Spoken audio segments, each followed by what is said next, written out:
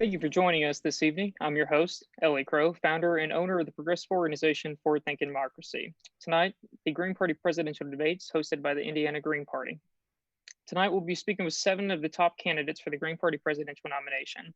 We were going to have 8, but unfortunately, Mr. Kent Mesplay was unable to make it due to a family emergency. But he did inform us that it was not COVID-19 related, so we do wish him the best, and he's in our thoughts right now. Many of the questions that will be asked tonight came directly from the audience. And those of you watching will be able to submit more questions tonight throughout the debate on our YouTube and Facebook live streams. Tonight we'll be covering many topics, including some for those of you that may be considering the Green Party for this November, as we have seen an influx of people looking to join the party following the departure of Bernie Sanders from the Democratic nomination. There will also be questions for those of you that are longtime Green Party members who are talking about possibly growing the party or with specific policy questions. Each candidate will be given 1 minute to answer each question. And for those of you that would like a rebuttal to follow up on that other candidate, then you will be given 40 seconds. We're going to be following the time pretty closely tonight, as we'd like every candidate to kind of have equal opportunity to talk. And we do ask all the candidates that you try to avoid using any abusive language, try cross-talking over each other, as we are doing this over virtual compared to just doing this in person, and that we use respectful discussion as we're doing this to express everybody's platforms. So let's go ahead and begin with our opening statements. Mr. Hawkins, we'll start with you. Thank you, and thank you for hosting this debate. I'm a retired Teamster, but I've been an activist since the 1960s. Got involved with the Green Party in 1984 when we had our first national organizing meeting, been involved ever since.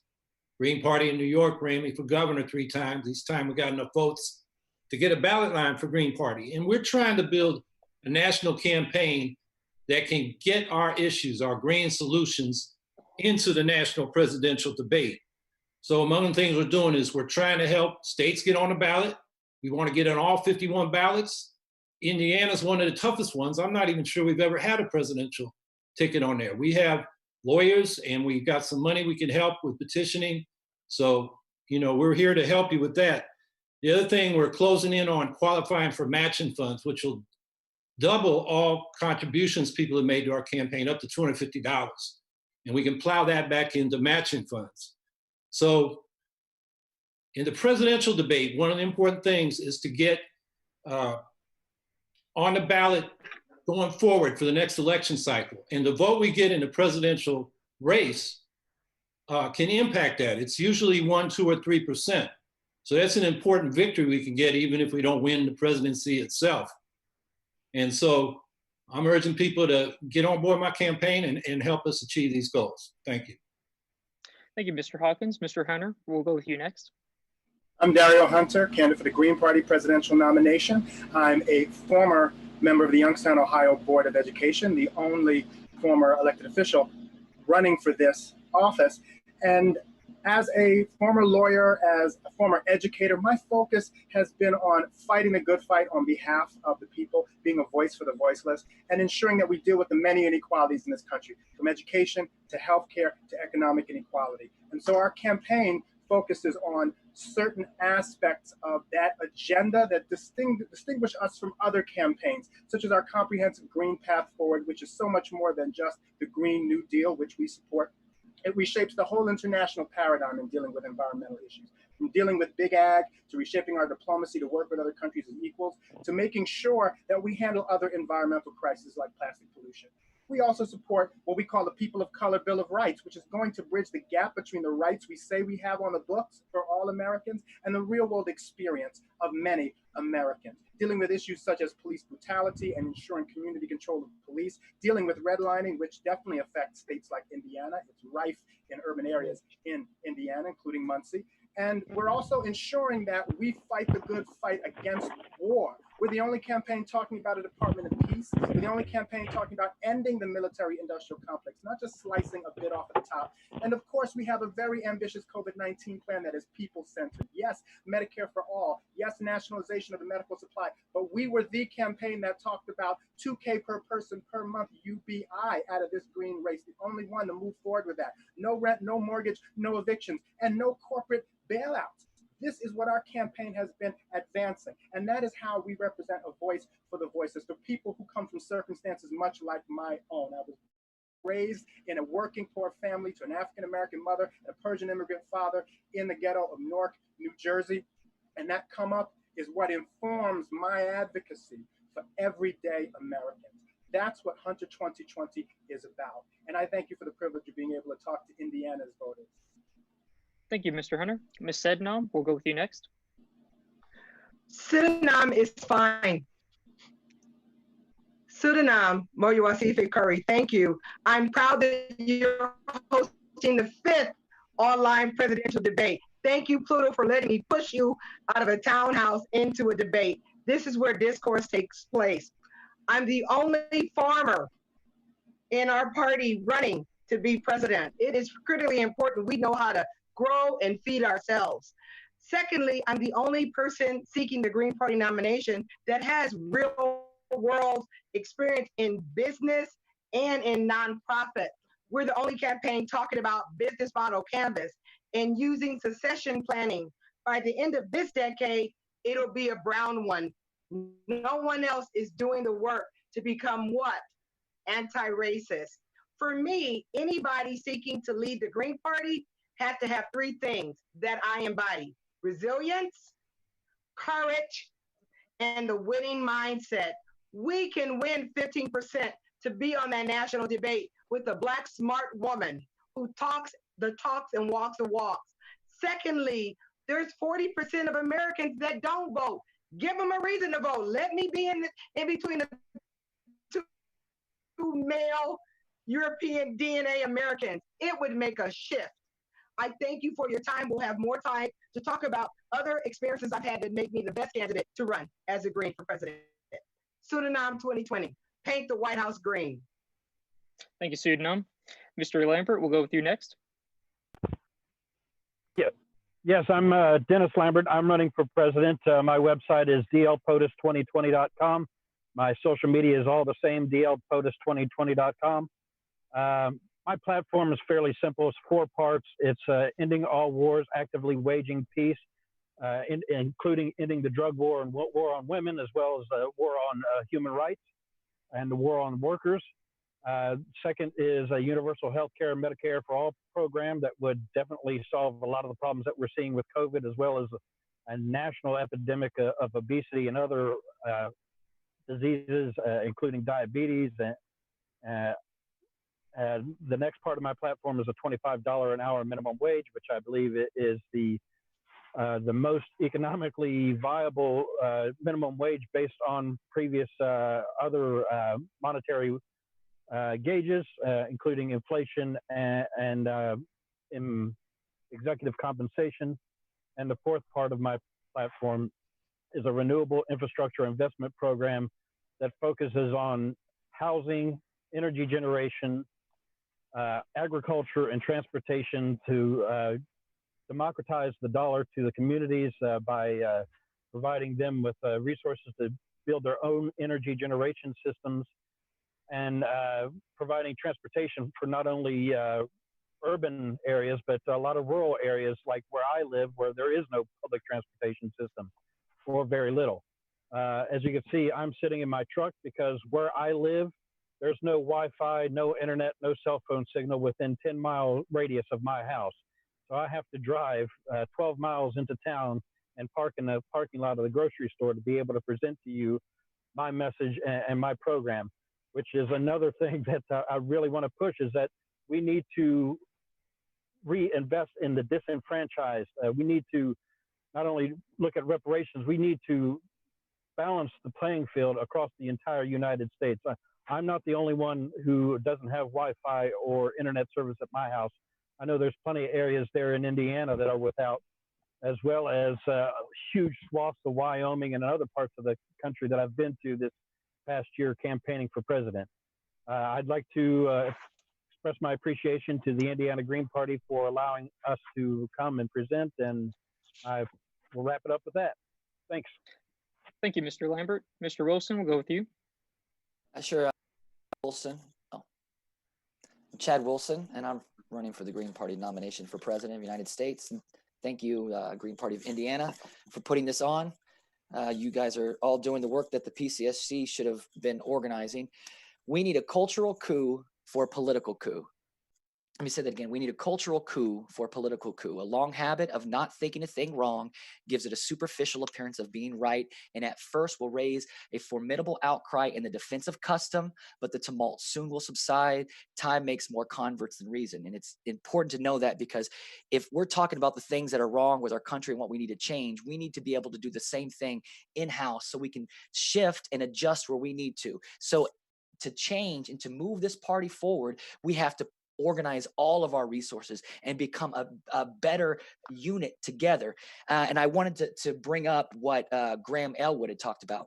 He said there's an opportunity for the Green Party to scoop up a lot of the real progressives, the Bernie supporters, the Tulsi supporters, to get people that don't vote involved. And he said, you're not going to do it with a bunch of candidates no one's ever heard of, debating these sort of ultra lefty fine points. And I don't want to take anything away from us, but we just have to be honest about, it said the Green Party, too often the problem is that it's just a sort of token gesture on the left who is done with the Democrats. And we have to understand how people look at us and be real with it. And I also want to make the note, he said that there is not a real legitimate, how do we win? And I say that we could really win if Jesse Ventura was our nominee. Jesse said he won't shut down the option because to run, but if the convention is going to be broken, which it's going to be, that he will reassess then. He won't guarantee it, but he'll reassess then. So we have to be honest with ourselves. Do we want to win? Do we want to put people in Congress all across there? Do we want to G out there? Do we want to go state by state by state and say, let's organize our resources and really blast out there and put state by state by state on ballot? Or do we want to continue doing the same, spinning our wheels and ignoring the opportunity that we have? So just something to think about. I'm for the big team, for the big picture. The party is the most important, and we have to be honest about us and how we work together. Thank you. Thank you, Mr. Wilson. Mr. Rolde, we'll go with you next. Thank you. Yes, my name is David Rolde, and I live on land that belongs to the Massachusetts people that was stolen by them from white colonists. And I've been a member of the Green Rainbow Party of Massachusetts since 2003. I'm currently the co-chair of the Greater Boston chapter. And I'm an anti-war activist, an anti-imperialist anti-war activist. I've been doing that since I was jarred into it by the 9/11 attacks, the false flag 9/11 attacks. And I'm a Black Power activist. I work with the Uhuru movement and the Black is Back coalition. And I'm an anti-Zionist activist for Palestine. I'm for restoring Palestinian sovereignty over all of Palestine. And I do work for disability rights and against corporations poisoning us with genetically modified food. I helped organize the March Against Monsanto in Boston for several years. And I work against fluoridation of water and against toxic vaccines from big pharma and against electromagnetic radiation and 5G. And these last two things are really important because they're pertinent to this COVID-19 crisis, which is, being exacerbated by 5G and is being used to potentially push more toxic vaccines on us. And I got into the presidential campaign to have more of a anti-imperialist focus to defend countries around the world and governments and people who are resisting against US imperialism, particularly Syria and Venezuela. And, I also have a more revolutionary perspective. I think that that white power, colonial, imperialist capitalism is destroying the world, and we need to shut it down and put the power in the hands of African or Black and Indigenous people. We need African and Indigenous wisdom to show us how to be in power and show us how to live sustainably.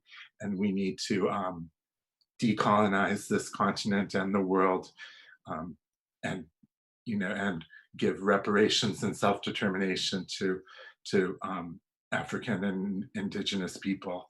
And also we need to totally shut down the US military and all the US military bases around the world and use that money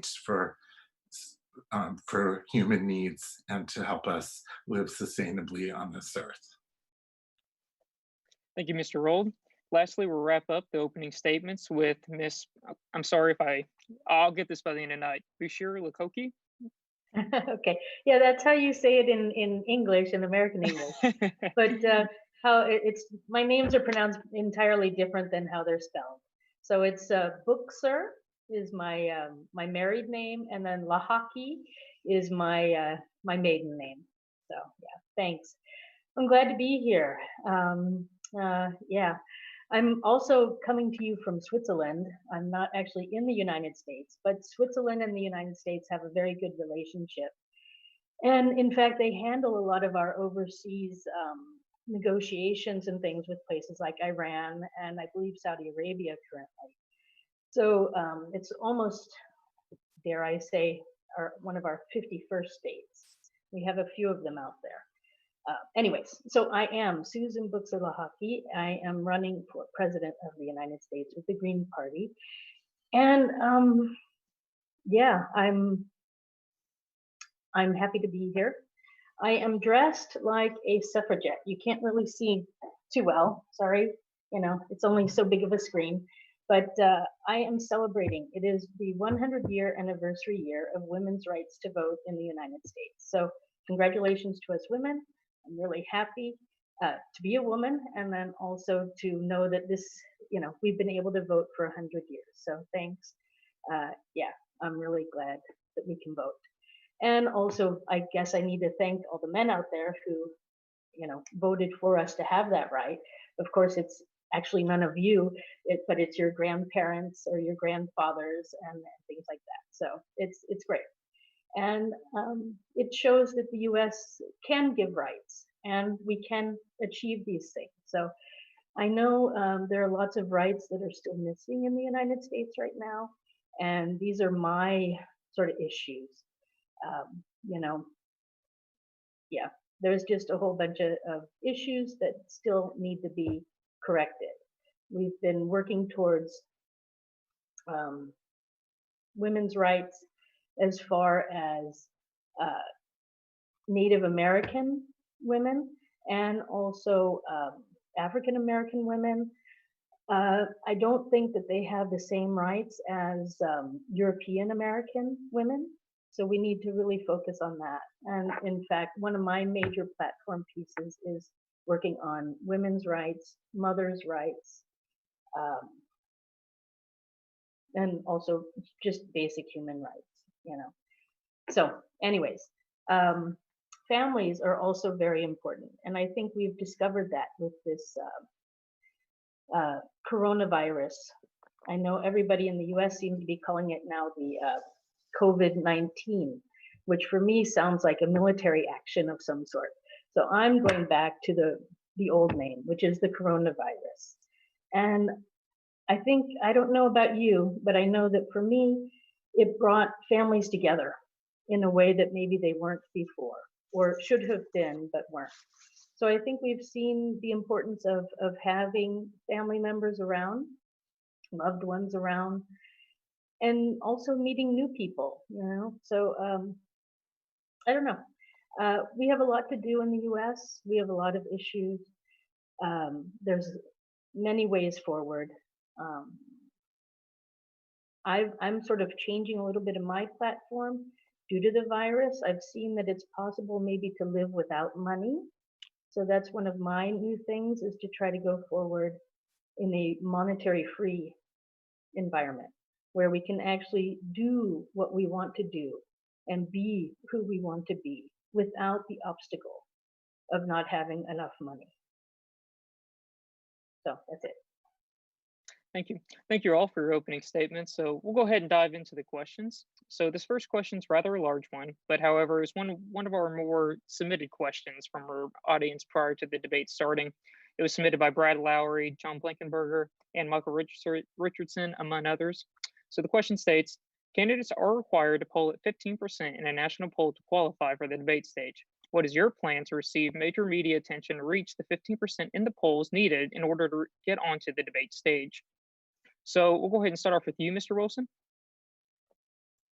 Well, again, this wouldn't be a problem for Jesse Ventura whatsoever. We've gotten more press for our party in the last 2 weeks, just as his interest in running, than we have in the last few years. Now, partially that has to do with the way that our party is running our resources, that are using our resources. We're only promoting one candidate, and that candidate is not even running under the green banner. And our party is using our resources to promote and organize and all these candidates, all these events, all these things that don't do anything for our party. So first thing is to recognize the power of social media.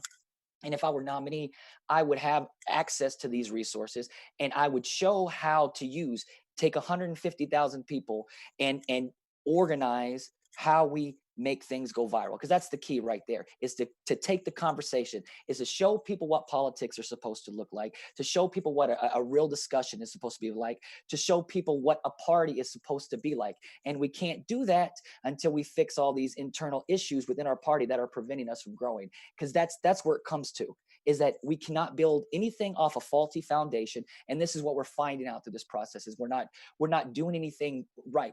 Our media should be on point. Our communications director should not be on Hawkins' payroll and then promoting outside organizations, promoting his affiliate things. We should not be promoting all these things when we have a party. We have a primary. Where have they promoted it? Did they even promote this on our main GP page?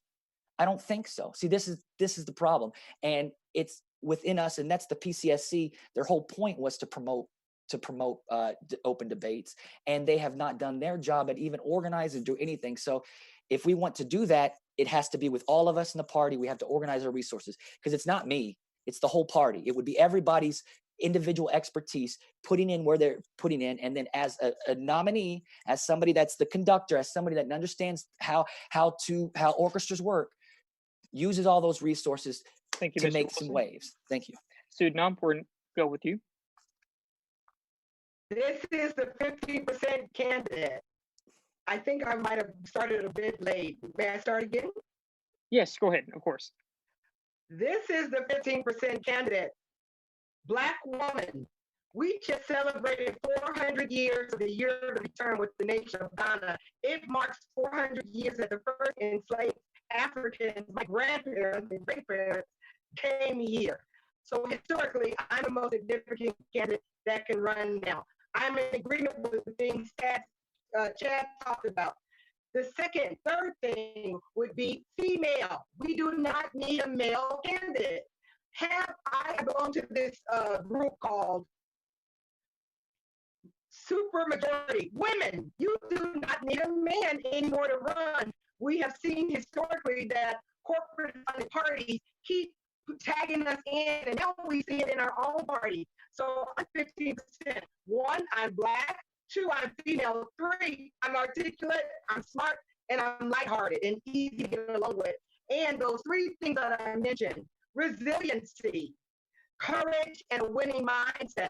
I can tap into those 40%. And adding somebody clicking on my VP spot would only take it to the next level. Again, this is the 5th debate that was organized principally by the work we've done, our campaign, the 5 joint statements that have been done. We've been the leadership role. I will stand up against wrong anywhere. People see the gap in leadership in our nation. I wish you had a little thing that you could hold up so I can know if I wasn't far or not. Thank you, Sedinam. Mr. Hunter, we'll go with you next. Excuse me, is that way you can lift up something so we know 30%? If you notice, I'm stopping before anybody. So if at 30%, if you can get 30 seconds, you can just give us a little cue. Yes, so if you can see from your chat, there is Adam is running our group chat over here. So if you can pull that up down there on your options, you should be able to see that. And in there, you'll see a timer going down. Okay, I appreciate it. Thank you. Yeah, no problem. Absolutely. All right, so our campaign has already netted some very interesting attention nationally and internationally, partly to do with our strong stance in favor of Palestinian rights and on the issue of BDS. And that netted some attention, particularly when my stance in that regard ended up with me losing my job as a rabbi in Youngstown, Ohio.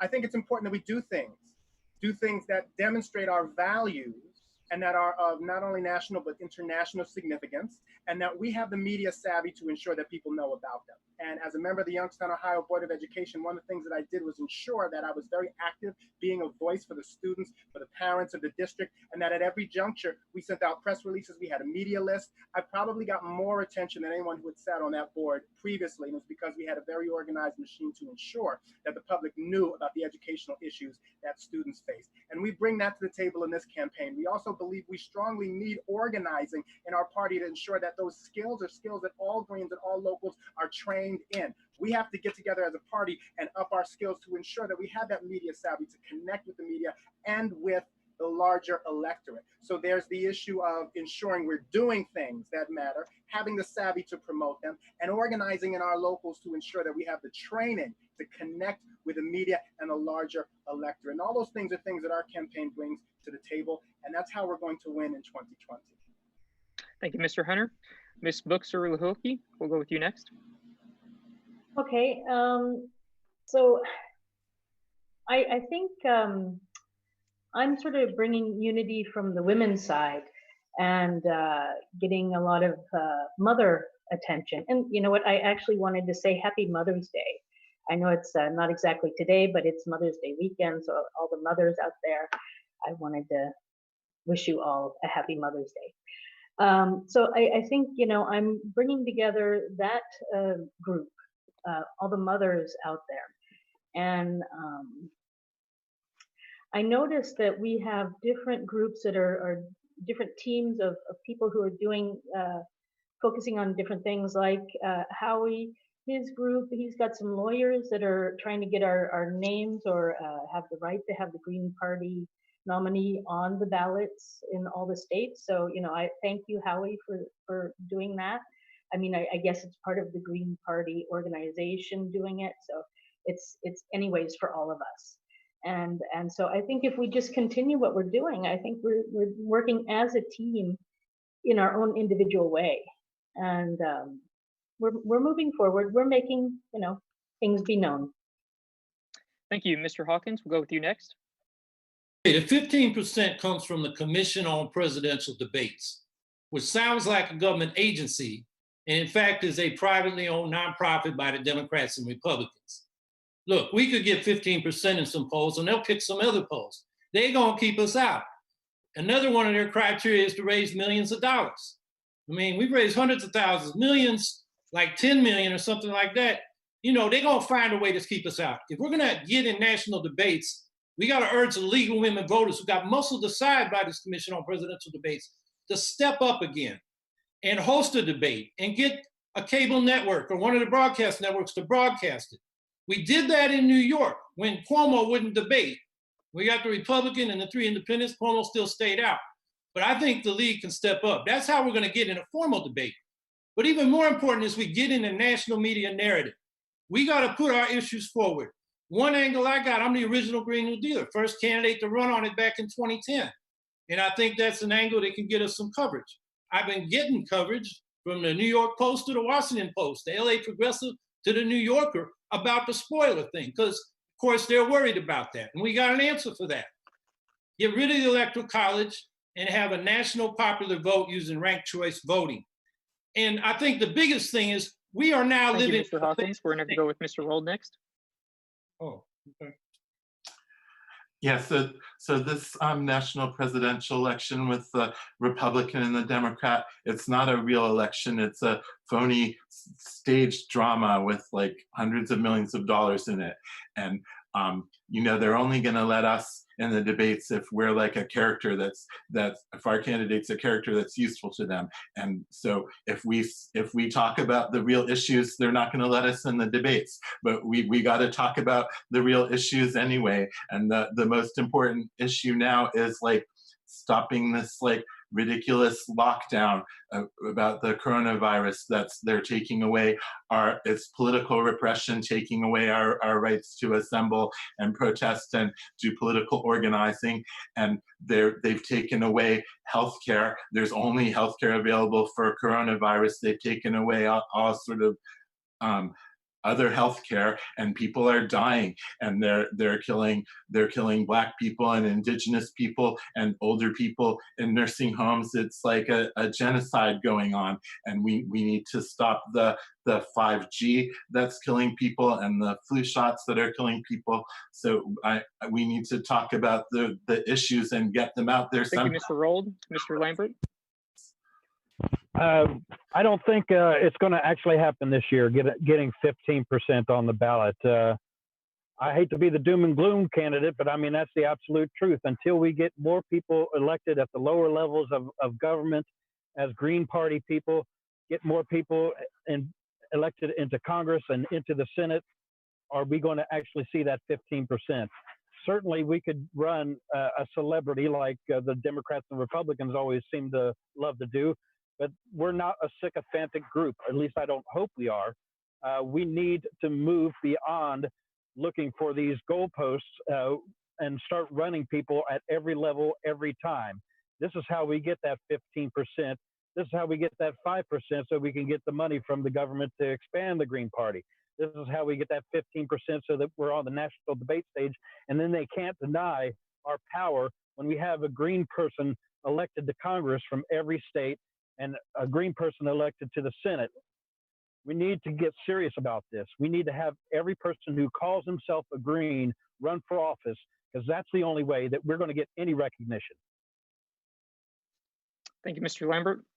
We'll go ahead on to the next question. And just before we start on with the next question, I do want to remind you that the timer will be there on the box. So if you don't know how to do that, I can help you that real quick. However, that will be over there on the box on the right-hand corner of your screen. Otherwise, I will be calling on to the next candidate. Are there rebuttals on that question at all, or? Yeah, go ahead, of course.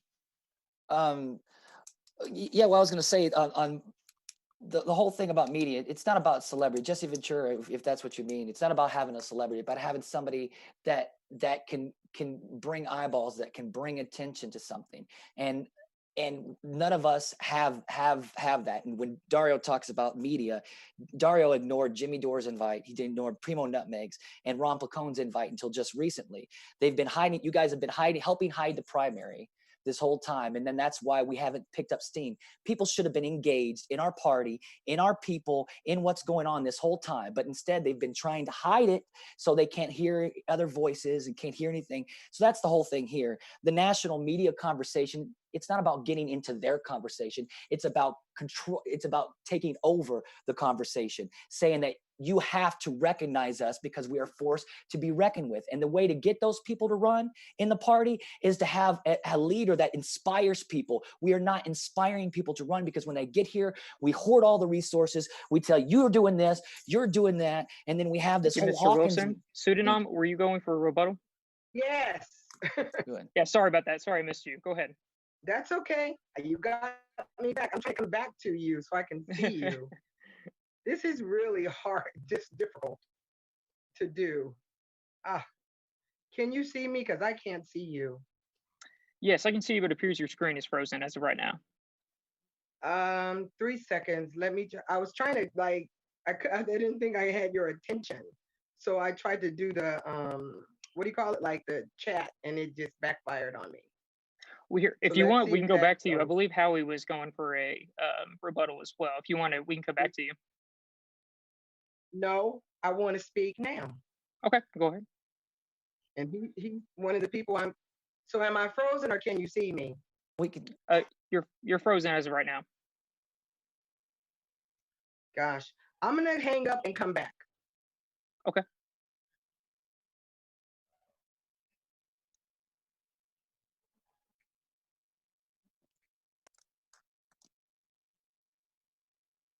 Is there?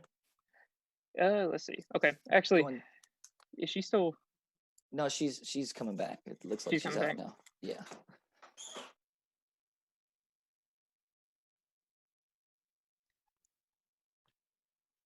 Just since we have so many questions, Howie, we'll go ahead with your rebuttal and then we'll carry her in after you.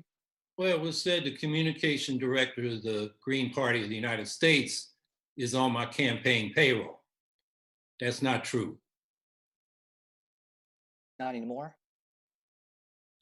Never was true. So you never paid him any money this season. You never paid to work on your campaign. Michael O'Neill. We paid him before he became communications director to do some media work when I first announced. Did he share? That was 6 months before he got the job. Actually, no. He got paid in August and he got the job in September. And then he shared the eco-socialism event, which was not sanctioned by the party. And he also shares his Greenway Forward, which is also not sanctioned by the party. So would you like to say that again? Thank you, gentlemen. We're going to go ahead and move on to the next question. Those things do with for the next question for the candidates. Moving forward, how would your administration handle the ongoing COVID-19 pandemic and other national crises in the future? Mr. Hunter, we'll start with you. I'd appreciate if you repeat the question. And yes, absolutely. Before you do that, I would also appreciate it if you would offer me a rebuttal on the last one, because I did ask for one. I just was not. Sorry, I missed that. Yes, go ahead, and then we'll begin with the next question. So I'm going to start first with the rebuttal. You know, I just want to say in general, not to anyone in particular, I just think the whole back and forth and the crosstalk and the personal attacks, it's just not something I find seemly, and it's really not something that's going to move forward this campaign into 2020. Certainly not going to get us to 15%. I want to add to my earlier discussion of how we're going to get to that 15%. We need to think out of the box, folks, and we need to meet people where they are. We have to connect with them where they are. I was a local leader in Mahoning County area in Ohio, and one of the things that I always noticed is that we had some great green warriors who've been doing it for years, but not as many new faces we would have liked, and not as diverse a crowd as we would have liked. And so what we need to do is we need to get out of our comfort zones, our locals, our state parties, all over this country, and meet people where they are. Because guess what? The Democratic Party is already there. For example, they're at your local church, they're connecting with the African American community, they're connecting with common cause organizations that could be better placed with us. So we need to make those connections, and we need to work with them on the issues that really speak to green values, whether or not they're willing to come on board with the party initially or not. That growth will come in time, but we have to meet people where they are. And that's an important part of how we bring about the buzz and add on new members and move into 2020 and beyond stronger. Thank you, Mr. Hunter. I'll go ahead and repeat the question for you again. Moving forward, how would your administration handle the ongoing COVID-19 pandemic and other national crises that may appear in the future? I'm so glad you asked that question, because we have a very comprehensive COVID-19 plan on our website, dariohunter.com, and I encourage everyone listening to check it out. We're calling not just for Medicare for all and for nationalization of med supply. We're calling for $2K per person per month UBI, because everyday Americans need relief. We're calling for no rent, no mortgage, no evictions, and no corporate bailouts as a part of it. We're dealing with the housing piece of this, because the unhoused population, particularly in California where I live, that's exacerbating the crisis, the fact that people are unhoused. And we have to deal with the fact that there is massive inequality exacerbating this crisis. Whether you're in an urban area or a rural area, you may be suffering from the fact that there aren't enough clinics or hospitals nearby, and that there isn't enough access to healthy food. And our plan targets that. We're also targeting the issue of war and peace and ensuring that we end sanctions that are strangling other parts of the country. How would our administration deal with this differently? For one thing, we would have had universal health care to start with, and it would have saved so many lives. And we would be dealing with the community building piece of all of this, because ultimately that's what we need to do. We need to build stronger communities so they have that health care in their communities and the healthy food available to them that's going to help them weather this crisis. It's so crucial. But unfortunately, so many Americans, urban and rural, are experiencing massive inequality, and inequality kills. Thank you, Mr. Hunter. Mr. Lambert? I have to agree with Mr. Hunter that we definitely need a universal healthcare system. As you can see, I'm wearing my healthcare is a human right t-shirt on Red Friday. That means return everyone deployed. So I'm hitting two birds with one stone wearing this t-shirt. We definitely need a lot more testing. This is the massive failure on the part of our current administration and current leaders in the government, is that we have not been doing enough testing. Next is contact tracing. We need to follow anybody who's had the exposure to the virus, as well as all the people that they've been in contact with. We need to get those people tested. The only way that we can really effectively fight a disease like this that we don't really have a cure or treatment for is to test frequently and test as many people as we can as often as we can to maintain a safe exposure rate of everyone in our communities. This is going to be another 12 to 18 months. I don't think we're going to have any really cure or treatment, even though we're committing a lot of resources to this. I believe that testing and, like I said, tracing our contacts through exposure is really the solution to this. Thank you, Mr. Lambert. Ms. Buchser Lochocki? Could you repeat the question, please? Yes, absolutely. Moving forward, how would your administration handle the ongoing COVID-19 pandemic and any other national crisis that may appear in the future? Okay, so I think actually the U.S. is doing okay with handling the crisis currently. You know, there have been a few issues. I think that going through unemployment payments and things like that, I think there could have been a way to get the payments out quicker. I think because I believe Congress decided they wanted to go through the normal channels, that payments aren't getting to people. So maybe encouraging stores like grocery stores to take credit from people who don't have money to pay. You know, maybe that's an answer currently. I heard somebody in Mississippi, I believe in New Orleans, who was taking credit from his customers, and that was working for him. But in the future, I think it's clear we have to make sure that we're stocked and ready for any crisis. Now, crises can be, you know, viruses. They can also be an asteroid coming at the planet. You know, we have all sorts of possibilities out there. So we need to prepare on many levels for crises, not just this one. And I think it's clear that we don't have enough or the proper protective clothing for our medical people. So we need to start caring about the people who are caring for us. Thank you. Mr. Hawkins? In this country, we got 5% of the population and 30% of the deaths in the world. Trump is totally incompetent. Biden is invisible. We are now officially a failed state. I put out 4 or 5 statements on the COVID crisis. Go to my website, howiehawkins.us. You can read them. I put them out starting in early March. This is an opportunity for the Greens to step up because we're getting no direction from the 2 major parties. I just put out a statement yesterday, fight COVID-19, not Venezuela. You saw they tried to do a little coup. They were the Keystone Cops. It's not going to succeed. So I got 11 points on the program that I don't know if I'll get done in my 30 seconds left. But some things I'd highlight haven't been said. We need an OSHA standard, enforceable, so everybody gets personal protection equipment. I work with a group called the Chinese Staff and Workers Association. They spent $20,000 getting PPE. Customs has been holding it for 3 weeks. And their people are getting COVID and some of them are dying. This is a total disaster. We need a moratorium on evictions and foreclosures and utility shutoffs. Cancel those payments, have the federal government pay that for the duration.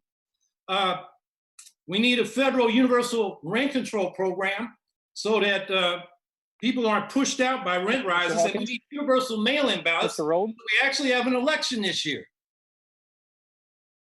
Thank you. Yeah, so we need to shut down 5G, ban it. Like all the currently running 5G needs to be turned off because there's a correlation between COVID-19 deaths and where there's 5G. We need to stop the flu vaccinations because even the government is admitting that increases your chance of getting COVID-19 by 36%. You know, I don't agree with the testing and the contact tracing. The testing isn't accurate, and so-called contact tracing is just like a way to keep track of people that's then going to be used for political repression. We need to start counting the COVID-19 deaths correctly, not like counting every death as COVID-19. It's like way overreported. We need to have an investigation of like who is behind this and put Bill Gates and Anthony Fauci in prison and the other people who like purposely created this planned thing. Like what's really happening is the economy was tanking and they created Thank you, Mr. Rolde. Thing to Sedinam? Oh, Sedinam, you're muted.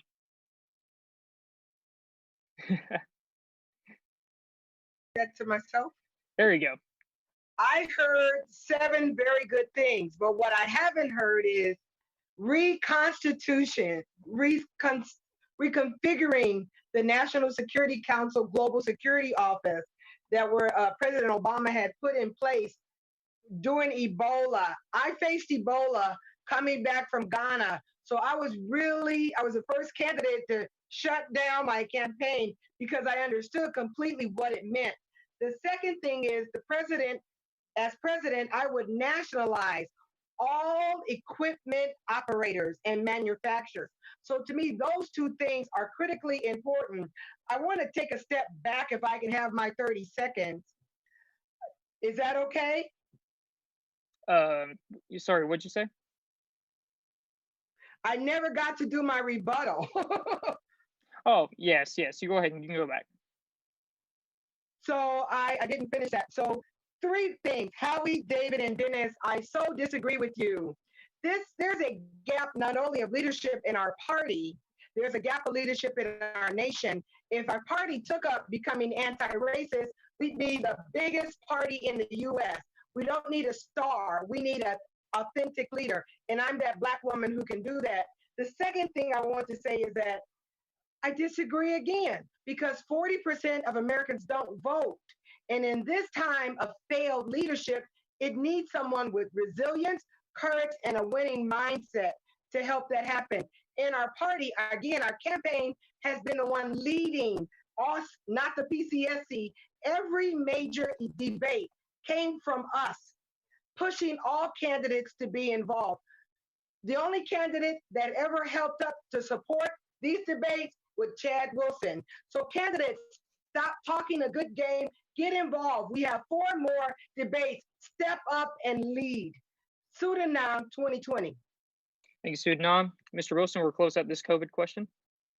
Yes. Well, first I want to say, when something like this happens, we definitely needed a freeze on rent, mortgages, utilities, insurance, phone bills, internet, hospital bills, tax, creditors, car notes, court fees. All these things should have been frozen at the point so interest doesn't keep going, no late fees, negative impacts, all these different things just off the bat to make sure we're taking care of this thing.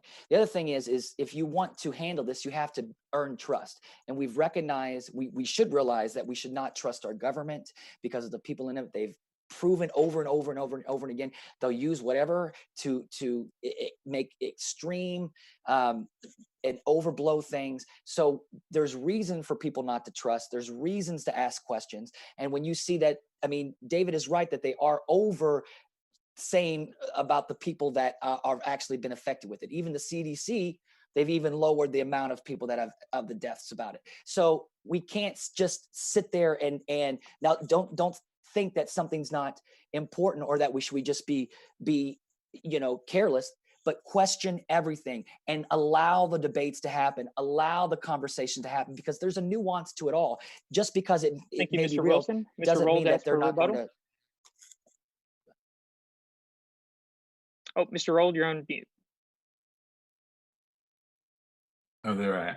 Yeah, just because I ran out of time, I would like to add that I agree with Dario and others on the economic entitlements that we need to give everybody free medical care, including like alternative medical care and nutrition and free food and housing and a basic income. All that is very important. We need to end capitalism in order to deal with this problem. Thank you, Mr. Rolde. We'll go ahead and move on to the next question. So this was a question from the audience. One second, let me pull it back up. So this question involved the stimulus bill that Congress recently passed last month, about the $1,200 for every American. Now, however, as we all know, that did not include every American. Actually, somebody like myself was not included into the stimulus package. So this question came from a member of our YouTube audience. Do you think that it is fair that only people who file taxes are allowed a stimulus while every American is at risk of this same disease? Mr. Lambert, we'll start with you. Yeah, this was a buyout. $1,200 certainly was not enough to help each individual. I don't believe that the trillions of dollars that are going to corporations really are going to benefit the people. It's the same bullshit trickle-down economics that was popularized in the Reagan administration. Believe it or not, 100 years ago, over 100 years ago, they used to call it horse and sparrow economics. That means if you gave the horse enough oats, eventually he would spill some out of his bucket and the sparrows would be able to eat. This is a long-term issue. Certainly, the universal basic income looks like a prize, but realistically, it's just an inflationary measure. The $1,200 certainly is not enough for a lot of people who are experiencing more than $1,200 in bills a month. And the fact that contractors such as myself and independent employees, people working for themselves, are not eligible for this proves that our current administration and our government doesn't understand how the economy truly works. Thank you, Mr. Lambert. Ms. Buchser, Lochocki. Okay, so Elliott, I'm interested into why you are not covered. Yes, so I'm 22, just turned 22 this year. So unfortunately, I was in college, so I was claimed as a dependent underneath my parents' taxes. So that would be why that I was unable. Which so in this case, it was that most college students are claimed as dependents. So a lot of us were left out. But then, as a student, don't you get a lesser amount? Don't you get like a 500? No, so unfortunately for those, I believe it was under the age of or over the age of 17. If you were claimed as a dependent, you were unfortunately left out. Anybody that was under the age of 17, you were given your parents were given the $500. So those of us that were kind of in that mid range of going to college, we were left out. Okay, yeah. So then that is a very serious thing, and I hope that the government has noticed that, and maybe they're going to change it. Oh, sorry.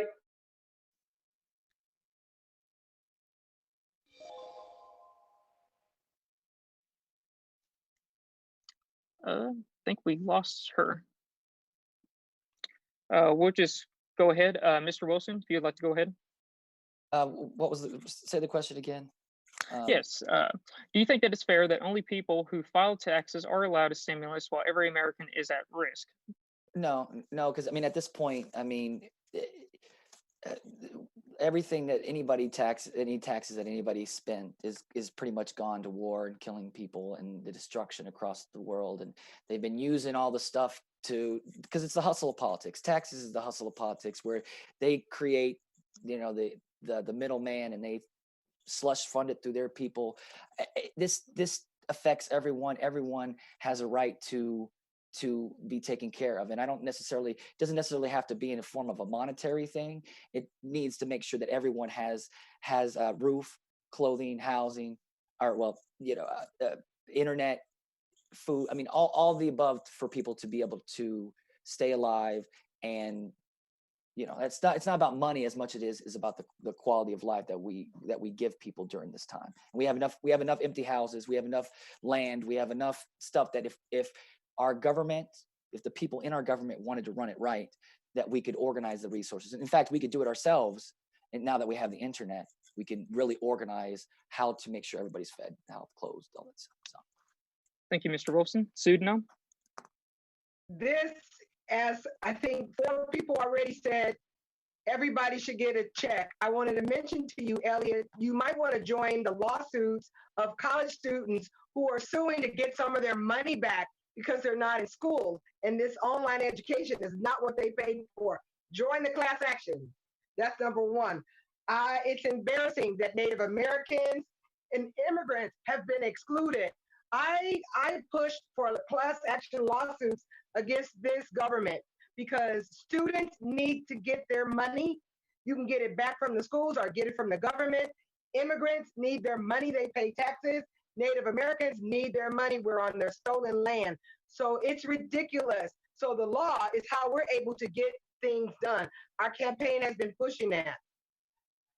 Thank you, Sedinam. I'll have to look into that. Go Mr. Rolde? Get in that lawsuit.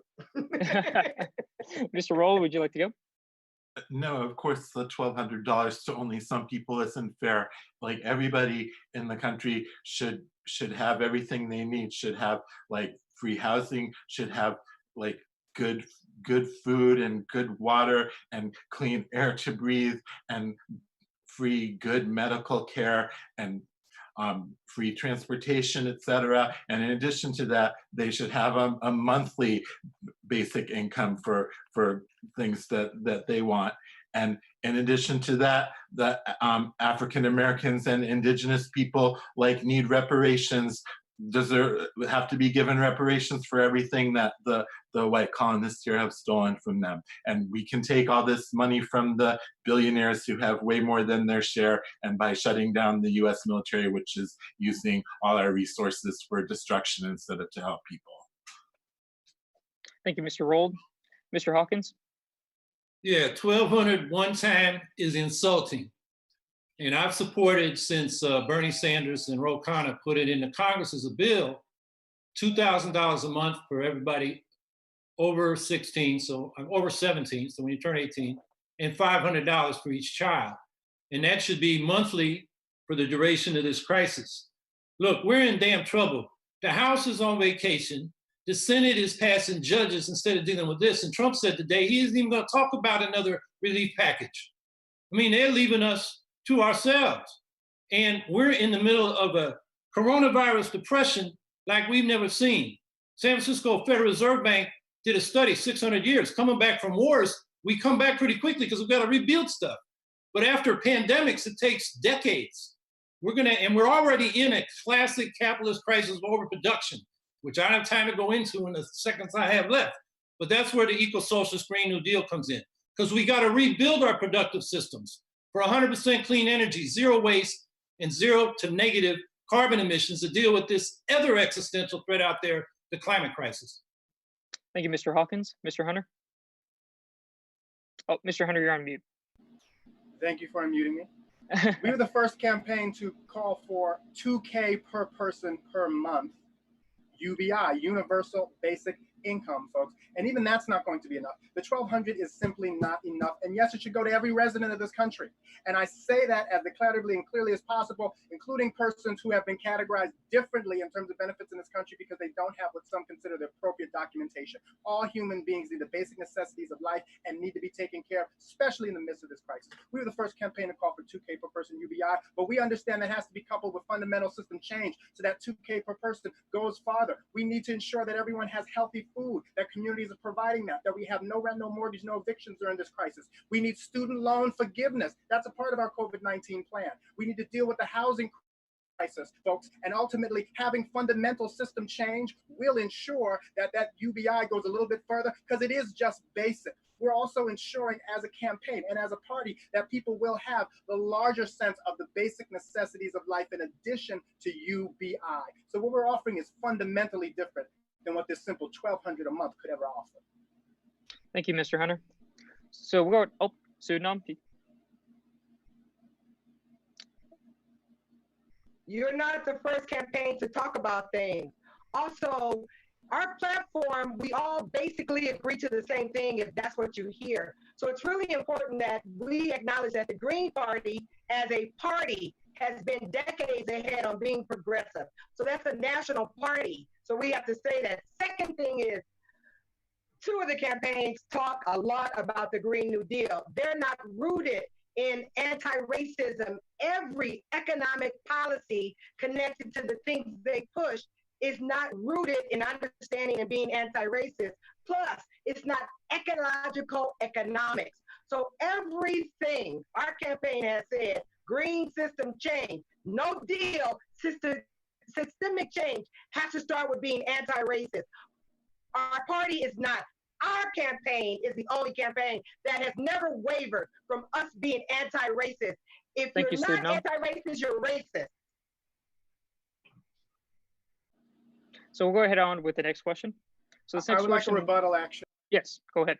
Yes, I would like a rebuttal. You know, without talking about any other candidate's campaign. And I just want to point out to start with that one-time $1,200 payment is just, it's an egregious insult. It amounts to absolutely nothing. And so our campaign has been talking about, in addition to the basic tenets of our party's platform, specifics on how we're going to address these issues. We are the campaign that's been talking about building up a sense of community, particularly in minority communities and urban areas, as well as in rural areas that have been forgotten. We've been talking about building up the healthcare and the transportation infrastructure in those communities and bringing healthy food to those communities, which is an integral part of how people are going to be healthy in facing this crisis. And I'm so glad that other campaigns are also moving forward with presenting green values. We have been presenting clear-cut and specific solutions. We've been doing that for about a year and a half, and we're proud to do so. Thank you, Mr. Hunter. Sedinam? Such thing as a minority. There are different ethnicities. Plus, people keep using the wrong word. There's no white people. There's no white land. These are European DNA. Part of the mind struct and the narrative of how we talk has to change, period.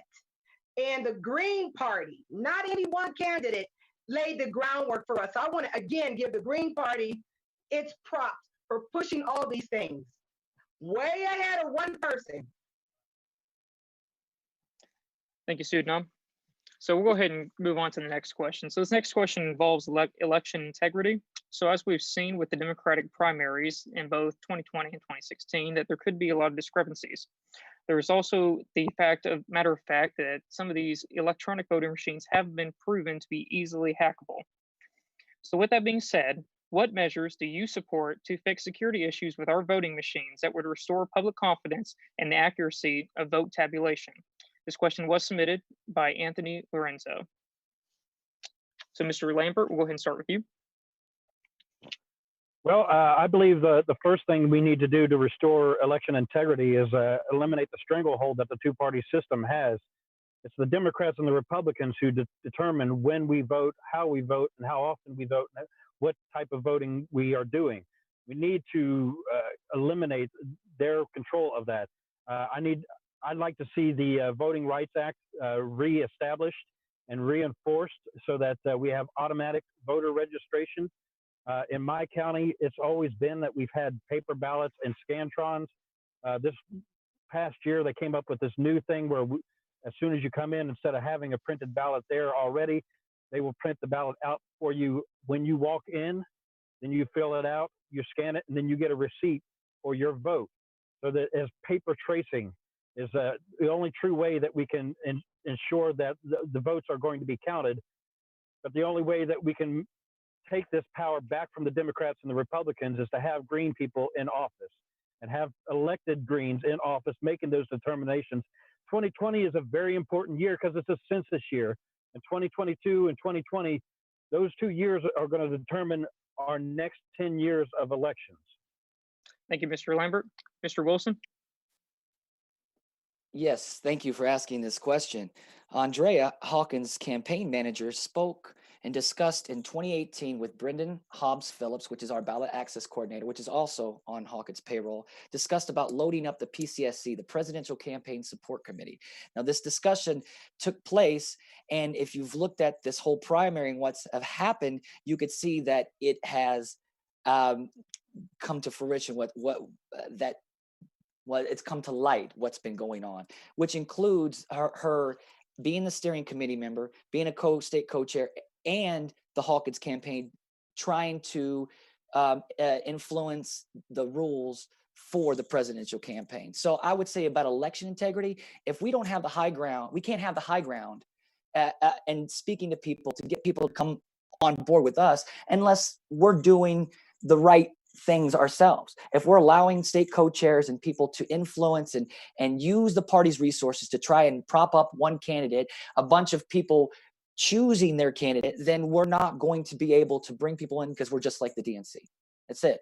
I mean, how many co-chairs are working for Howie Hawkins? There's a lot. So first is Thank home. you, Mr. Wilson. First is Mr. home. Hunter? Yes, I would say first and foremost, paper ballots. It's very simple. our neighbors to the north in Canada have been using paper ballots for a while. And if you hear Elections Canada talk about it, first thing they'll tell you is paper ballots are unhackable. And when it really comes down to it, our election integrity and the things happening with voting machines where they're flipping elections with these machines, it's part of the long list of things they're hoping you're not going to look behind the curtain on while they distract you with other circuses, things like Russiagate and the other DNC and CIA talking points. We need to have a simplified election system that is verifiable. And paper ballots is one way to go with that. Now, we're talking about the larger sense of security of our electoral system. We need things like proportional representation. We need ranked choice voting. We need to get rid of these racist voter ID laws. We need to take corporate money out of politics. It's the biggest security issue in terms of our electoral system. Getting corporate money out of politics and ending corporate personhood, so we have a genuine connection between the people and the decision making made in this country. And yes, of course, we do need to have open debates. So this connects to the larger landscape of ending the democratic deficit, or as one person put it to be, the democratic desert, because it's where democracy seems to go to die in this country. We need to do all of those things if we want to secure our electoral system. And as far as voting machines are concerned, paper ballots, folks, paper ballots. Thank you, Mr. Hunter. Mr. Rolde? Yes, well, we need paper ballots and receipts and random recounts, and we need better ballot access. Like, candidates shouldn't need like thousands and thousands of signatures that they can't get, or to pay to get on the ballot. But so that's what we need on a like general level. But within the Green Party like presidential campaign, we need to change the presidential campaign support committee so it facilitates a fair election rather than rigging the election, because the PCSC is like putting up barriers trying to drive some candidates out of the election, and all the state Green parties should be required to put all the candidates on their primary ballots, and they should get rid of these recognition requirements and this two-tier recognized and unrecognized candidates, because it's just a bunch of busy work that's like easier for some candidates to do than for others, and it's like driving out, women and people of color and people who don't have the resources. Thank you, Mr. Rolde. I believe Ms. Buchser Lochocki is back. Can you hear us? Yes, I am. Yeah. Awesome. Okay. Sorry about that. My computer shut down, and now I'm on my mobile phone. Perfect. Were you able to hear the question? No. Could you repeat it, please? Yes, absolutely. It was involving election integrity. It was, what measures do you support to fix security issues with our voting machines that would restore public confidence in the accuracy of vote tabulation? Well, I think paper ballots, I think that's the only way to go forward. Every state is sort of using different machines anyways. And I think we saw with the Democrat primary, I can't remember what state it was anymore, but I think it was their first one, Super Tuesday, where they had difficulty counting their votes. So I think, we all like modern technology and we do want to move forward, but some things are just best done the old-fashioned way, with a piece of paper and a pen and a pencil. Well, not a pencil, but a pen, and just fill out the form. Just fill out the paper, send it in. It's accurate. There's no question. Thank you. Mr. Hawkins? Yeah, election integrity starts with auditable paper trail, whether that's paper ballots. If they use a machine, the software should be open source. They like to use machines because it's faster, get a quick count, but there should be a paper trail. We got to stop voter suppression. The nonsense that happened in Milwaukee, where they only opened 6 of 90 regular polling places in that primary recently, is voter suppression. They're knocking hundreds of thousands of predominantly people of color off the voting rolls. So there's a whole area to fight there. Party suppression is part of voter suppression. We need a federal standard of fair ballot access for all parties, including the Green Party. We got to get private money out of funding campaigns. We need full public campaign finance. We got to get rid of the idea that the Supreme Court put out there that money is speech. No, money is property. And corporations are not natural persons with rights. Natural people are persons with rights. So we need to pass the We the People Amendment. And then when we get to the elections, we got to go for ranked choice, national popular vote for president in place of the Electoral College, and ranked choice elections to Congress from multi-member districts, so we can get to proportional representation. And every party, Mr. Hawkins, gets its fair representation and power. Now, Here to the great suggestions and ideas. I am so with paper ballots. I don't have to sing the song again. Also, ranked choice voting. The majority of what everybody says, I agree with. I want to just highlight 3 things that our campaign since 2018 has said. First and foremost, we can do this 30 days ahead. We could do a paper ballot dry run and you get a receipt so everybody knows who actually won 30 days ahead. That can be done. The second thing, I want children and youth to vote. So whoever is the next president in the White House understands children and youth have a voice in this election because we're messing over their future. The other thing is we have to build trust. In our party, Dario and Howie, you are not eluding trust. You have had every opportunity to ensure that all of us candidates that you're now on a debate stage with was with you every step of the way. You have no courage to be leaders, and I'm calling you out. And I hope every candidate, I'm gonna say your name, Dennis. I'm gonna say your name, David. Thank you, Call Sedinam. them out. Yes. Did somebody raise their hand? I did. I mean, I was going to respond to that. Did everybody get the chance to speak? Did you spoke, right, Dennis, on that integrity? Okay. Yes. I just wanted to respond just off what Sedinam says. The open debates that Dario was speaking on that he's for, and then of course Howie spoke about the party suppression. In Ohio, Howie stood up when Sedinam called out Dario and Howie about them trying to keep myself and Susan off the debate stage and off. Even they kept us off the ballot. We had to be written in. Howie stood up after being called out. Howie stood up and said, I just think that the states should make the decision. Didn't say, I believe that we should all be here. Everybody should be on the ballot and everybody should have the chance to talk. No, he didn't say that. What did Dario do? Pass or no comment, something like that. So the point here is the proof is in the pudding. And either you're going to follow through with the values in the entire way Thank and you, not Mr. just Wilson. not wait or Howie? Go ahead. The people on the PCSC that joined my campaign resigned from the PCSC. Andrea Merida had 1 month to term out as a steering committee member. And there are steering committee members who are supporting other candidates, but as well as me. But, you know, they have a right to do that as people, as long as they aren't changing the rules. And the idea that the standards the PCSC set up, I mean, people should know this. You need to get 100 Greens to say you should be a candidate. We have 250,000 registered Greens in this country. If you can't do that, you want to run for president? I mean, come on. You got to raise $1,000 from 100 contributors. You can't do that. You can't run for city council, let alone president.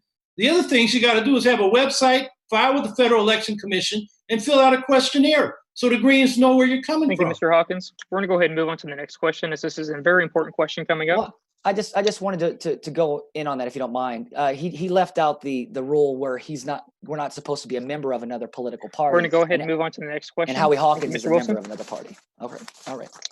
So, as I'm sure everybody's seen, and in the unfortunate news recently, there's been multiple cases, including one here home in Indiana, in Indianapolis with Sean Reed, that there's been an increasing violence and murder committed by fellow citizens and civil servants against people of color, religious minorities, and trans communities.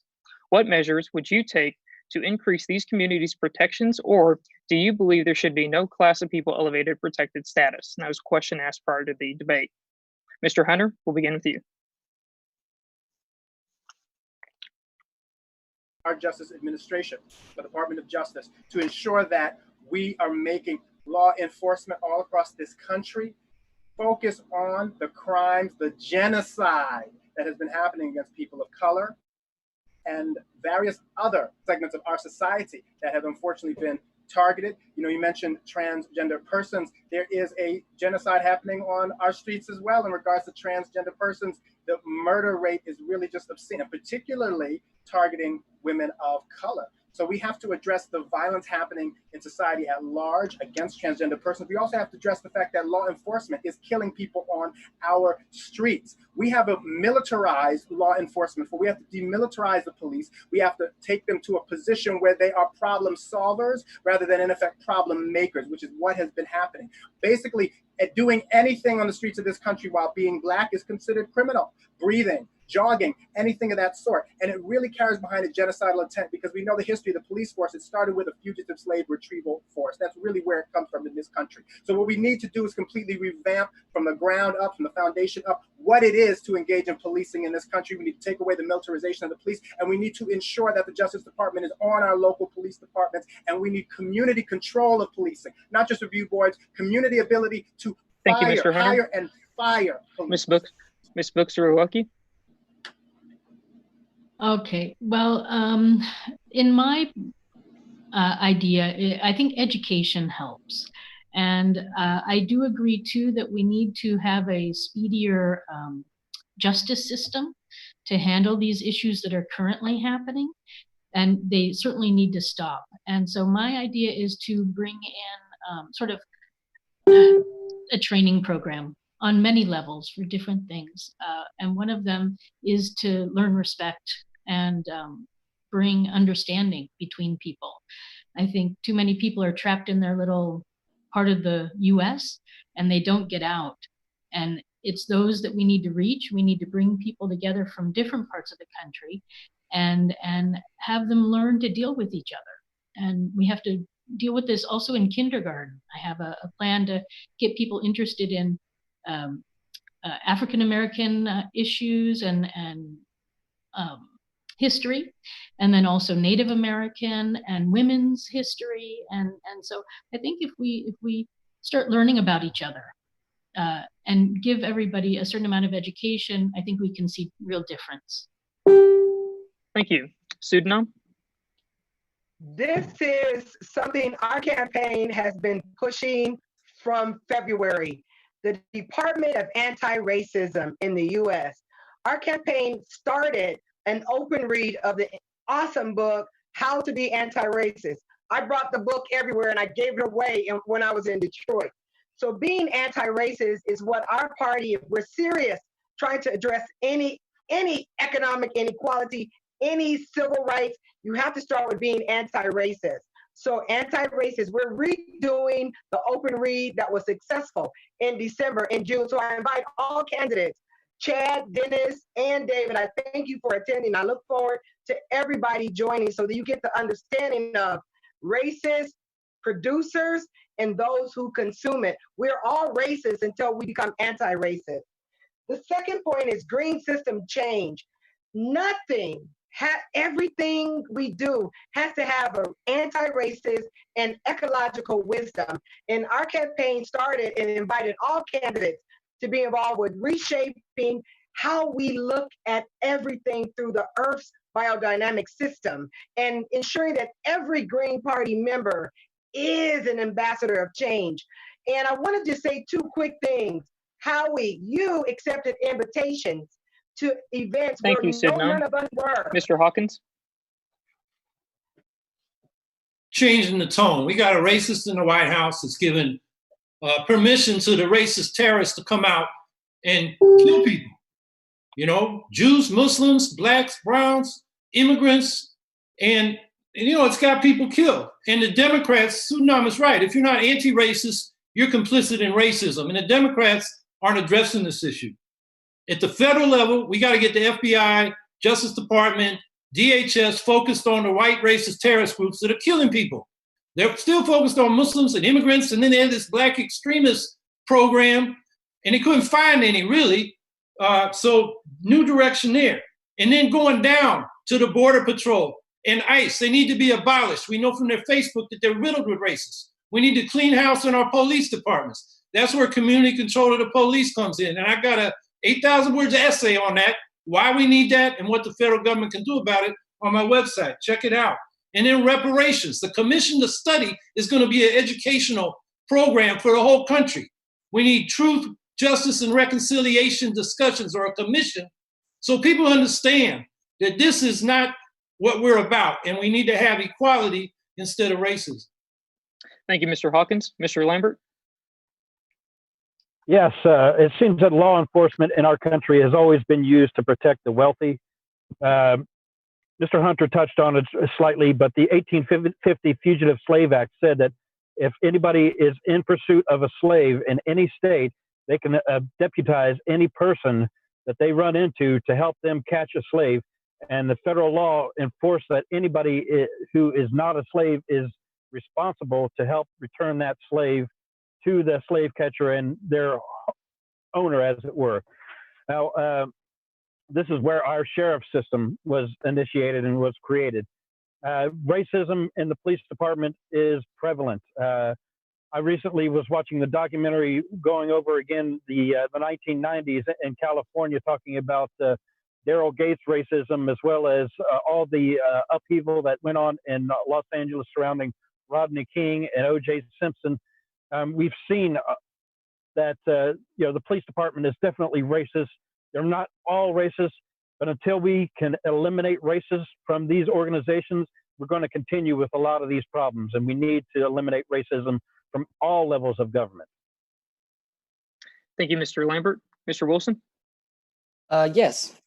Again, we need a cultural coup for a political coup. There's more Black people in jail for cannabis than all violent crimes combined. Blacks and minorities are 4 to 5 times as likely to be put in jail, incarcerated, even though whites and Blacks use it the same rate. So we have to understand how framing works and how the narrative works. So they take that output of all those people put in jail, and then they beat the fear drum, and then that beats the fear drum, and then they sell this image of the Black community to white. And then just like they do with Muslims, just like they do when they want to scare you, they beat the fear drum. So that's the part of education. So we have to draw the parallel of prohibition to see how these rules, how these policies create this dynamic to have this hypocrisy, because it's a psychological abuse.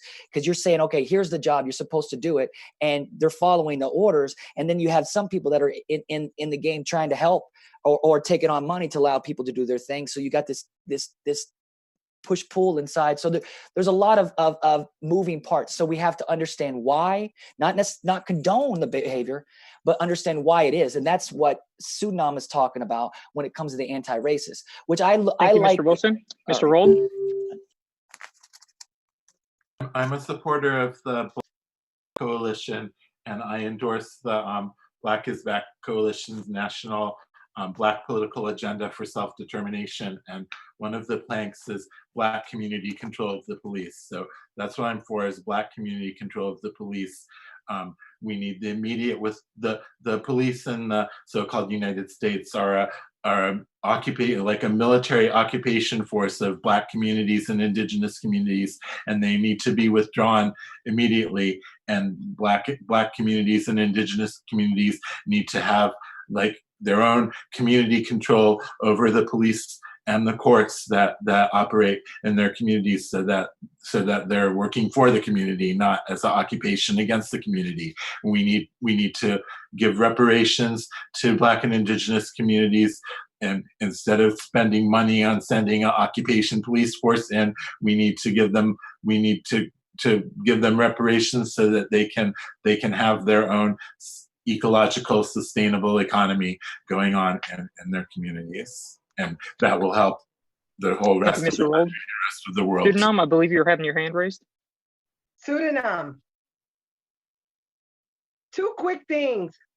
There were people were enslaved. They were not slaves. They were raped, robbed, and kidnapped and brought here. So again, the word white, no such thing. That's racist. So people have ethnicities.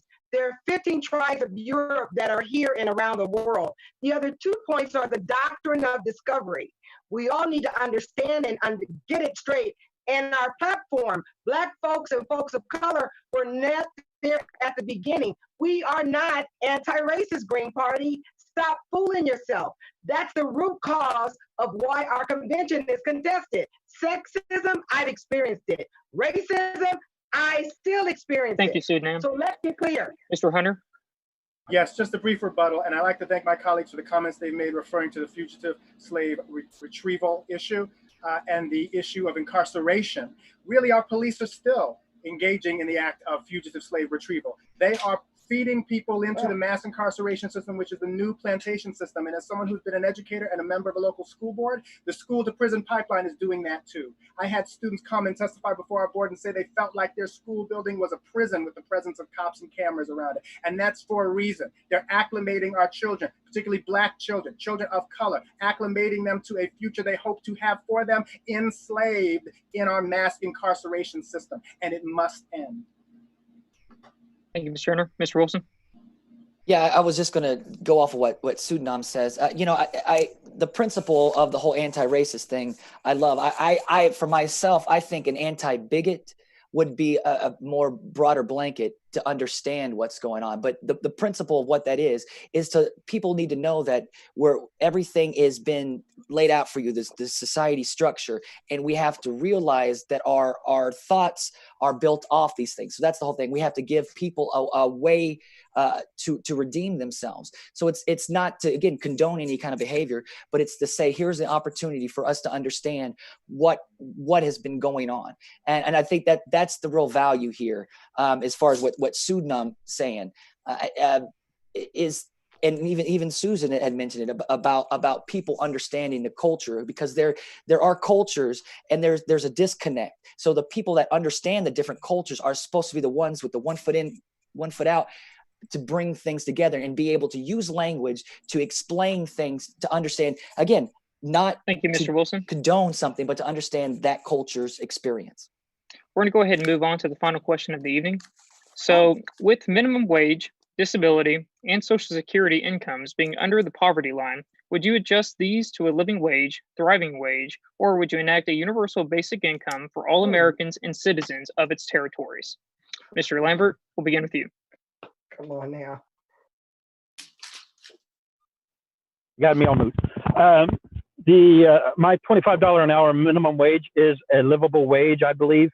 As far as people on Social Security, disability, and retirement, I believe we need to immediately give them a $1,000 a month boost in their income. My mother is one of these people who is living below poverty because of the earnings that she made as a waitress for most of her life, supporting 5 children. You know, minimum wage hasn't increased since she was last a waitress. It was $2.19 an hour. We need to see an increase in that, and we need to see minimum wage the same across all forms of labor, regardless of what the job is. As we see now in this current epidemic, we're seeing that the real people who need to be working are the people who are running the grocery stores, who are providing us with the food, who are working to make our days livable in whatever capacity we can, as well as the medical field. As far as a universal basic income, like I said, I believe that's primary inflationary. If we see an adoption of the universal basic income, we're going to see rents and all of our bills increase by more than that amount, as we've seen inflation take over the country in the last 40 years, where the wealthy are getting wealthier. We've created more billionaires in the last decade than we have created sustainable employment, and we need to reverse that. Thank you, Mr. Lambert. Mr. Hawkins? Yeah, as far as income supports go, I'm for doubling Social Security so people have a secure retirement. It's a proposal that Stephen Hill of San Francisco Green wrote up, got in the Atlantic. There was a book published, showed how to pay for it. That's entirely doable. I think we need a guaranteed minimum income above poverty built in to the progressive tax structure. This is a demand that comes out of the 60s, 1967 civil rights movement. So if your income's below the poverty line, the government sends you money, bring you up above it. And when you're above it, you start paying your taxes on a progressive scale. And that is better, I think, than just giving everybody a flat amount. Like Yang said, 1,000. 1,000 ain't enough if you're poor. And if you're Jeff Bezos or Donald Trump, you don't need it. I think that's a bad idea. And so I'm for a guaranteed minimum income above poverty. I think that's the best way to end poverty. People say, oh, how are we going to end poverty? It's hard. And then they start talking about what's wrong with poor people. Most poor people are poor because their wages are too low. We do have to raise the minimum wage. We do have to help people organize unions. And we do need to have more workers' ownership so people get the full fruit of their labor through worker co-ops. Mr. Hawkins, Mr. Rolde? Yeah, well, I'm not going to give numbers. Like I'm not for like keeping the current power structure and like throwing crumbs to people like so that they will tolerate capitalism and not rise up. We need a revolution, not a new deal. We need to take the billionaire imperialists out of power and give the power to the people, to the Black people and the indigenous people, and all power to the people. And everybody deserves to have everything they need to live abundantly and ecologically and sustainably and cooperatively, and there are enough resources to do that. Like we're just wasting resources on like overproduction for profit and for war and destruction, and we need to stop that. We need African and indigenous wisdom in power to show us the way to live sustainably. Thank you, Mr. Rolde. Mr. Wilson? Yes, David's right, the overproduction. One of the things that we need to look at, as far as the Green Party on the side of things, we need to make it easier for people that are running green. We need to have legislation, a blueprint laid out so people can just apply that in their town, their state, whatever. So it makes it easier to run. But that's the point, is that we own our labor. It's about us. We have to use the technology we have in order to sell our labor, our services, our expertise directly to consumer. We can go around these people because we own the shit, and we don't have to worry about these corporations, these people. We don't need them if we organize. So I say what we need to do is go out, survey the land, find the empty lots, the old houses, old buildings, parks, reclaim, renew, repurpose, reuse. We need to know your skill set, your labor, your bookkeeping, farming, seamstress, organizing, law, landowners. We need to test our water, air conditions in these places. We have to frame a blueprint for doing co-op and organizing these co-ops to make sure everybody's fed. And we have the resources. We have them. We're just not using them. We have the tools. We're just not using them. Thank you, Mr. Wilson. Mr. Hunter? Yes, I would support UBI, as I've already mentioned, $2K per person per month. We want to ensure that every American has an opportunity to living wage, and we want to guarantee employment, and living wage would be tied to local boards that will be able to set what is actually pegged to cost of living, because the cost of living in Southern California isn't the same, for example, as Youngstown, Ohio, the community I represented. So we need community say and voice and choice in this.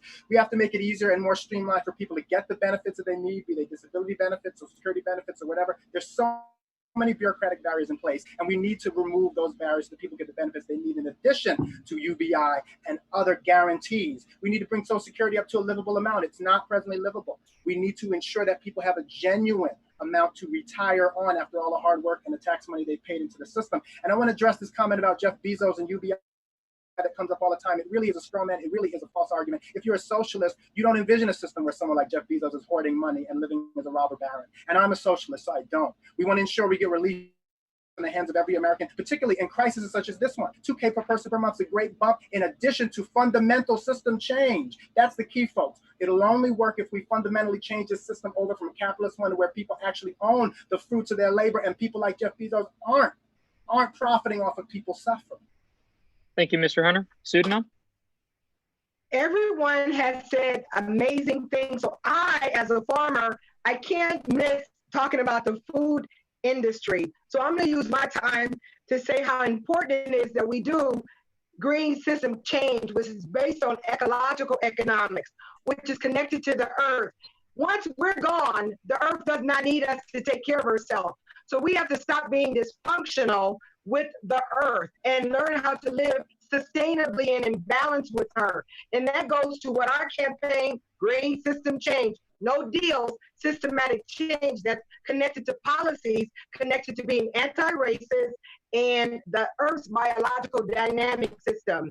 From production to consumption, we have to realign our mindset with earth's values.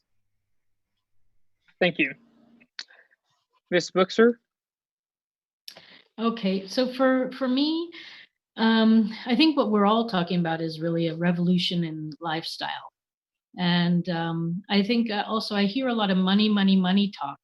And although, so when I started campaigning, I was also, this was pre-coronavirus time, you know, I was thinking $35 an hour is sort of a living wage. that works for people in the city as well as people, living in rural areas. But I am moving away from the whole money concept. I think that with this great pause that we're having, that we can move into something called a great peace and move beyond money. I think we're at that stage. I think we need some education to do it. But I think it would solve a lot of problems. People could actually do jobs that they wanted to do because they wanted to do them, not because it made a lot of money, and I think that we're focusing on the wrong things. We have to focus on our life and our lifestyle. We only have one life to live. And should we be running around chasing after that dollar? I'm sorry, it's the wrong way. So with education, I think we can get there. Thank you. So given that we've already kind of went over the time that we had initially allocated, we'll go ahead and begin with the closing statements. So candidates, you will have the same 1 minute as you did for your opening statements. So we'll go ahead and start with you, Mr. Rolde.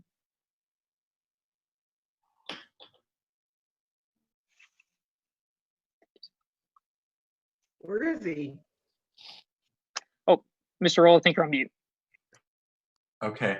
Well, I'll reiterate, I'm for a revolution, not a New Deal, like colonial imperialist capitalism that this country, the so-called USA, is built on, has just almost nearly destroyed the world, is destroying the world.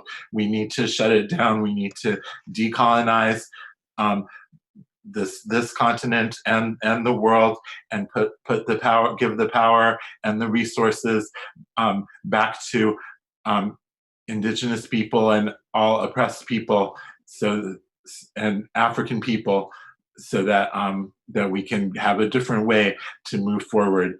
And we have a lot of lies that are being used to keep the wars and the war economy and imperialism going. Like, so we need 9/11 truth. We need truth about this coronavirus.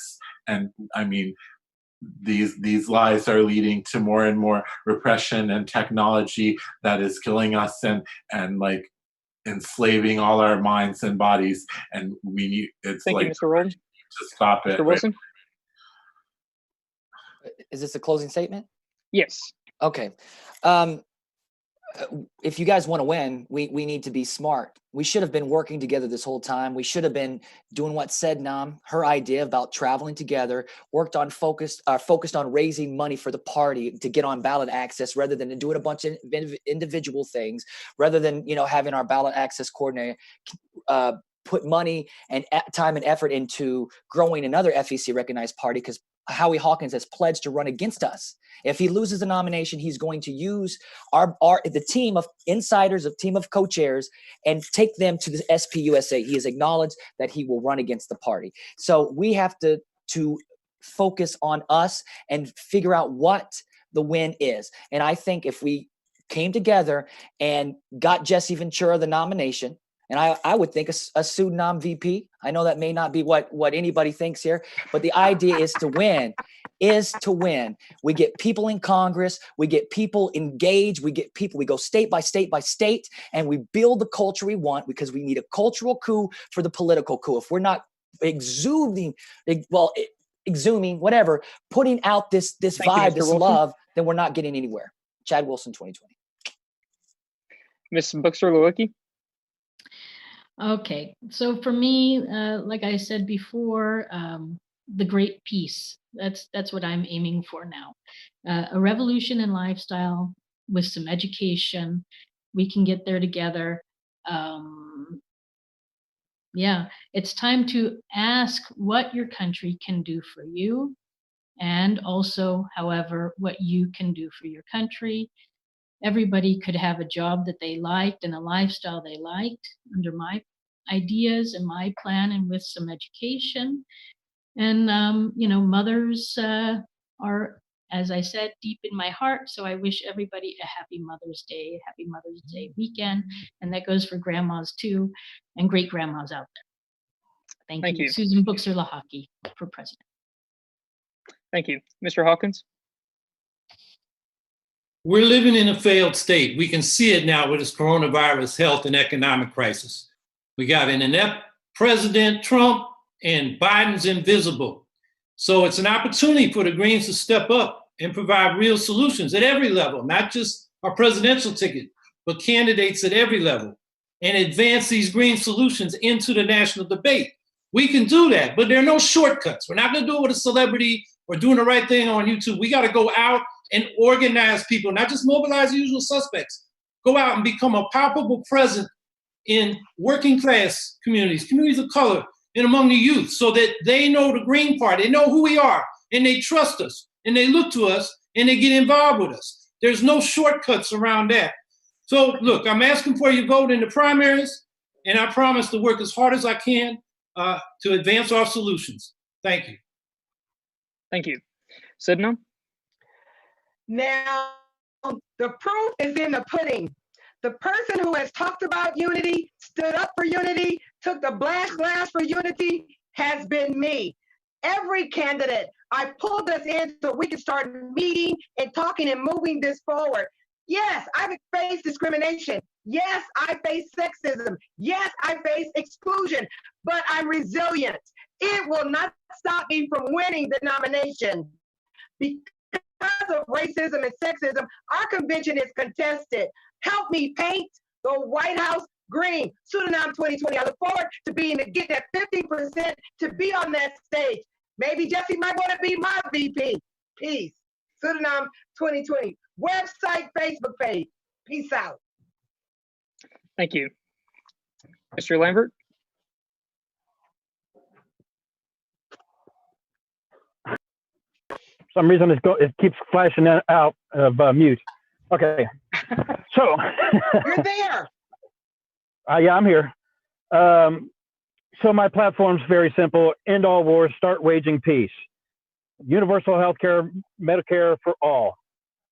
A $25 an hour minimum wage, and because I don't believe that a Green New Deal is going to fix anything, we need system change and a renewable infrastructure investment program that I've outlined, focusing on housing, energy generation, agriculture, and transportation are going to lead us to an economy that is safer and cleaner for everybody. But the larger issue is getting more people that are Democrats and Republicans out of office. We need to have more Greens running. If you're a Green, if you consider yourself a Green, run now. Pick an office. I don't give a damn which office it is. Run for any office. Dog catcher, county commissioner, mayor, whatever it is. This is the only way that we gain power and push our agenda out of just our party and having it mainstream. Dennis Lambert, DL POTUS 2020. Thank you, Mr. Lambert. Mr. Hunter? If you think that COVID-19 is the dividing line that shows that this country is a failed state, then you don't understand the fact that people of color, that Black folk have always been at risk of life or death just for leaving the house. This country's never lived up to its ideals. We need fundamental system change, and we're the campaign that is talking with a loud, proud voice about it because we understand that experience. Myself and my running mate, Darlene Elias, a social justice activist and activist for housing in her community, we understand the circumstances of the voiceless in this country. And that's why we're promoting a green path forward. We're going to build those bridges with countries all across the world to solve environmental crisis. We're going to ensure we're going to bridge the gap between the rights we say we have on the books and the reality for people of this country in the People of Color Bill of Rights platform plan. We're going to ensure we have a Department of Peace and end the military-industrial complex, not just cut a slice off of the military. And we're going to, with a full-throated COVID-19 plan, solve the problems this country is facing and get real relief to everyday Americans, from UBI, $2K per person per month, to healthy food in every community, to no rent, no mortgage, no evictions, and student loan forgiveness. That's what our campaign is all about, folks, being that voice for the voiceless. So I encourage you to go to DarioHunter.com to learn more about our campaign. And we wish money was not a part of politics, but you can also donate on the website, sign up for our volunteer list, and sign up to our email list to be better connected to our campaign. We're all in this together, and we're all going to work together for fundamental system change. Thank you, Mr. Hunter. I'd like to thank everyone for joining us this evening out there in the audiences. Thank you to all the candidates for joining us. And for those of you that were watching on YouTube and Facebook, if you did submit a question via the live streams, we are going to compile a list together and email it to all the candidates. So if they would like to address any of them individually or a group of them, then they can. So we just want to make sure that those questions that you ask do get to the candidates in their hands. I'd like thank you to the Indiana Green Party for putting this on and allowing me to be your host for this evening. I hope everybody out there stays safe and has a wonderful rest of your evening. Thank you, Bye. Elliott. Thank you, everyone. Thank you for putting this Thanks, on. Indiana. Join the lawsuit, dude. Yeah, I'll check that one out. It was great meeting all of you. Thank you. You did great. You did Yeah, really thanks. good. Oh, thank you. Thank you. You did I appreciate really that. Good. Thank you, everybody. You might want to be mommy, people. Are we still on the air? Oh, sorry. I don't care. Thank you, everyone. I really appreciate everyone coming out here and doing their best